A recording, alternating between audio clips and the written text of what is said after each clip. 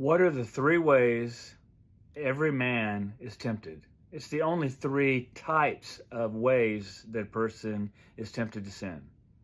I'm going to give those three and then give you examples. The 1 John 2:16, for all that is in the world, the lust of the flesh and the lust of the eyes and the pride of life is not of the Father, but is of the world.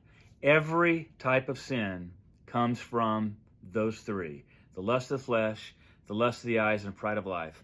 The lust of the flesh is the temptation to satisfy the desires of your body.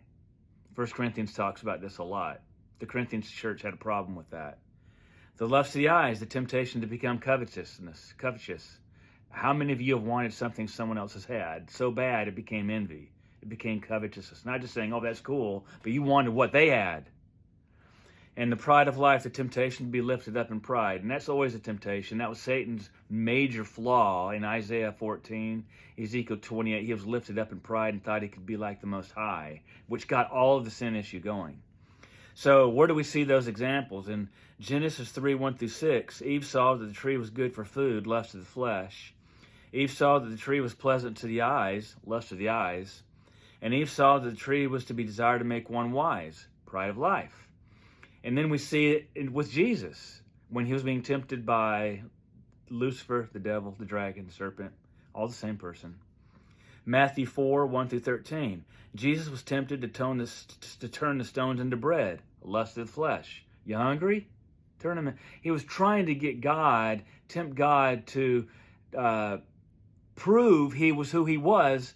And he already said who he was, and the word says who he was. And Lucifer knew. He's trying to get Jesus to succumb to, oh, I can prove it to you, like a lot of people would do, including me. And then Jesus was shown and offered all the kingdoms of the world in a moment of time, the lust of the eyes. And they were the devil's to offer, because he was the prince and power of the air, and he held the keys to that kingdom. And when Jesus died and rose from the dead, he snatched those keys of death and hell from Lucifer, and now he doesn't have that. But at that time, he did. And the pride of life, Jesus was tempted to prove that he was a son of God by jumping off the temple. All of this was gearing to the flesh. And that's something we deal with every day. Even though we're saved, we still deal with the flesh. And Paul dealt with this all the time. He said, the things I want to do, I don't do. And the things I don't do, I want to do. This flesh is always getting me down. And that's why it's so important to wash yourself by the water of the Word of God and keep yourself clean. Hope that helps you as you go through life.